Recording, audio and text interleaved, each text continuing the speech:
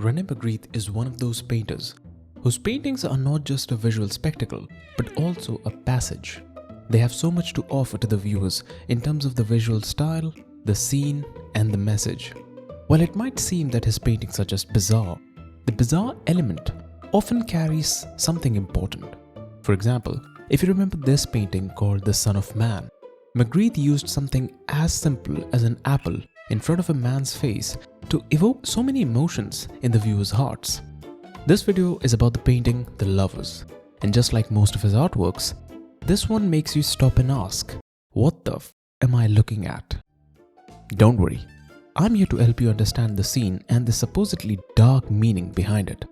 And also, I'll be revealing my face in this video, so that makes this video somewhat special, I guess. Let's get started. There are a total of 4 paintings that are named The Lovers. We'll mostly be focusing on Lovers 1 and 2 because to me, they're the most captivating and enigmatic ones in this series. However, Lovers 3 and 4 are also special, so stick around till the end to get to that part. Respecting the love for chronology, let's start with the first painting in the series made in 1928. Here you can see 2 human figures, a man and a woman. You cannot see their faces, but there's a white cloth wrapped around their heads. The background is of no importance because, come on, who's looking at it when we have this in the front? The way these people are standing, it seems like they were asked to do so for a portrait. But if that was the case, why were their faces covered? If I could, I would ask Magritte, but I'm sure that I still wouldn't get the answer because firstly, I don't speak French, and secondly, the purpose of this cloth is to keep things hidden and enigmatic. The meaning of the painting lies in the secret behind this cloth.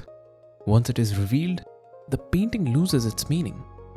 If I remove the cloth with some magic, it will become a simple portrait painting of 2 uninteresting people who are in love. Who wants that?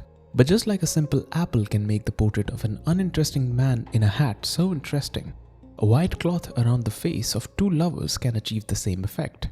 Also, have you wondered how little we know about these people here?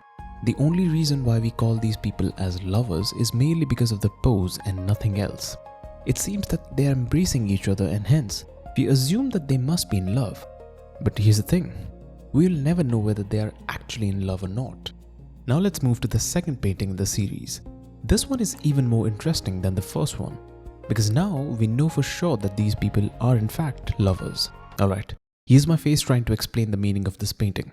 Hey, this is the face behind the voice that you all have been hearing all this time. And now, this is the first time I'm also talking to a camera, so please forgive me if I sound a little bit awkward because I'm not used to this. The reason why I chose this painting to be the topic of this somewhat special video is because my first video on this channel was on a painting by Rene Magritte. So I thought, why not call Mr. Magritte again for a little favor?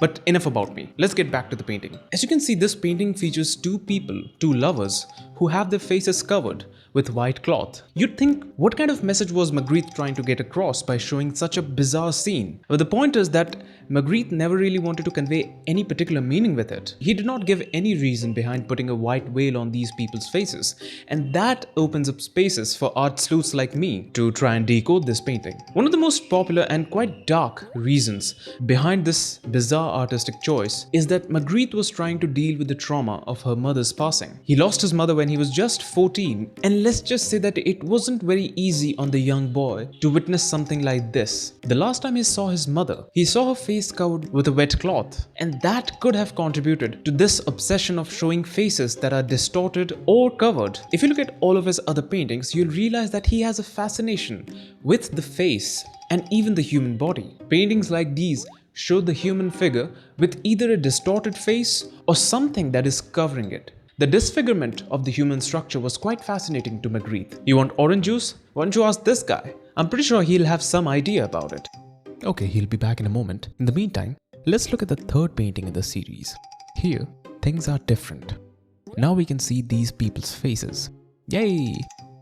But classic Magritte could not make a normal scene, and that's why this gentleman here is missing his entire body. The woman looks in love, I guess. Hey, don't judge her. Let's have a floating head near you trying to woo you, and we'll see how comfortable you feel with that. Also, ma'am, you should change the place you get your hair done, because that's not it. But as I was saying, The moment the cloth is removed, the enigma around the painting just disappears. Even though the scene is bizarre, it isn't as powerful as the first two paintings. Those scenes were brutal and raw, filled with so much mystery. This one is weird, and yes, you might be able to derive some meaning out of it, but it seems that this painting is bizarre just for the sake of being bizarre. The fourth painting is also very similar to the third one, where we see these two people sharing a kiss. I mean, I don't think calling him people would be right. So we see one girl and a male head sharing a kiss. You may have noticed another interesting similarity between the pair of paintings. The first two paintings and the second two are similar in the scene they show. The paintings where the faces are covered first show the couples posing for the painting and then sharing a kiss. The same thing happens in these two paintings, although they're not looking at the painter but still posing for the artwork and kissing in the second one. Trying to find a specific intended meaning in these paintings is like trying to find a pattern in a series of numbers. You may find one, but it does not mean that the numbers were arranged just for that specific pattern. When you look at this painting, you realize that how small things can create a big impact in your perception. And now, to explain what Surrealism is about and how it connects to this painting, here's me but with my face on.